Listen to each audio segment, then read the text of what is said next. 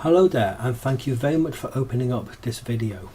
For those of you who don't know me, my name is Bond, James Bond, and I'm based in the UK. I'm a health and fitness expert, but that's not why I'm making this video. If you check my YouTube video, you can see I've made a lot of videos, I've done a lot of webinars, and I'm very used to public speaking. But very sadly, on Friday the 24th of June 2016, I made the speech that I never ever thought I'd ever make.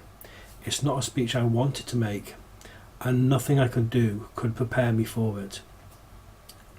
Very sadly, I had to speak at my father's funeral, and it's something I never wanted to do. It's nothing that anyone wants to do. Let me tell you what happened. Like my father, I'm a doctor. He was a family doctor, a general practitioner. Now, in October of 2015, he rang me. He'd gone to see the specialist, and he said to me, "Are you sitting down?" I said, "Yes, I am." And he says, "I've got cancer." Now, that's a shock to anybody. But being a doctor, I said to him, "Okay, Dad, what kind of cancer is it?" And he said, "They think it's a lymphoma."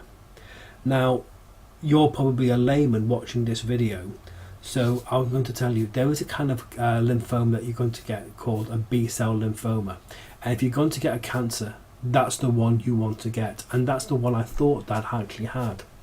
So I said, okay, not to worry. 90% of those people who have it make a full recovery and live another 5 years, so I wasn't too worried. And I was under the impression he had the B-cell lymphoma until a few weeks later. Irrespective of that, on the 14th of March 2016, I was there seeing the specialist with my dad, and he gave us some news that basically sent me into ecstasy. Not the drug, I was just very happy.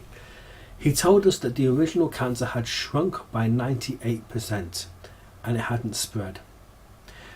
My dad's specialist told us at the time that he could stop all medication. Now, we were absolutely ecstatic, and when I phoned my mum up afterwards, there were literally tears coming down her eyes. We were very happy. The consultant told us, the specialist in layman's terms, told us that a bit of radiotherapy would hopefully would get rid of the remaining 2%, and my dad would go into a state of what's called remission. It's basically where the disease is quiet. And again, we were very pleased with that. Very sadly, for various reasons, Dad never got the radiotherapy. And how to put this? On Sunday, the 5th of June 2016, by which time his health had deteriorated quite a lot, he rang me from Southport Hospital, and he basically said to me, "Get me out of here. They don't know what they're doing." It says a hell of a lot when a family doctor is ringing up his son saying, "Get me out of here." And he says to me that he knows he's only got days to go. He told me that he knew he was going into what's known as multi-organ failure. And I said, "Come on, Dad. I promised you a grandchild. Don't worry, I haven't made anyone pregnant." But I did say to him, "Come on, Dad, a grandchild is coming. You said you always wanted one." And he actually said to me, "I'm going to have to visit my grandchild from heaven." By this stage, I'm very upset. But he tells me, "You're not to tell your mother. I don't want her to panic." So there I am on, he dictates an email for me to send to the specialist secretary at Aintree Hospitals, which is sent Sunday night. On Monday, the 6th of June, basically I'm in a state of bewilderment knowing that my dad's only got days to go, but there's nothing I can do about it. And then what actually happens is, on Tuesday the 7th, around about 9 o'clock, my mother rings me and says, "Dad is going into his last, make your way over." So I drop everything and I make my way over to Aintree Hospitals where my dad was. Very sadly, at 2:30 on Wednesday the 8th of June 2016, my dad passed away. So, how to put this? What I'm asking everyone to do is 3 things. My dad's greatest wish was to have a grandchild. Sadly, that never occurred. So I'm asking you now, begging you basically, if you have kids, once a month, take them to see their grandparents. Nothing gives a grandparent more pleasure than seeing their grandchildren. Number 2. Sorry, you can see I've got tears in my eyes. Number 2. Today, don't delay this, okay? Don't delay this. Get the phone, pick it up, phone your mum and dad. Tell them you love them. Do it before it's too late. I managed to do that before it was too late, but millions of people don't. So immediately after this video is over, you pick up the phone, you ring up your mum and dad. I don't care what differences you've had, okay? It doesn't matter if you haven't spoken to them for about 20 years. It doesn't matter what differences you got. Don't leave it too late. Pick it up, pick up the phone, and tell your parents you love them. Don't leave it too late.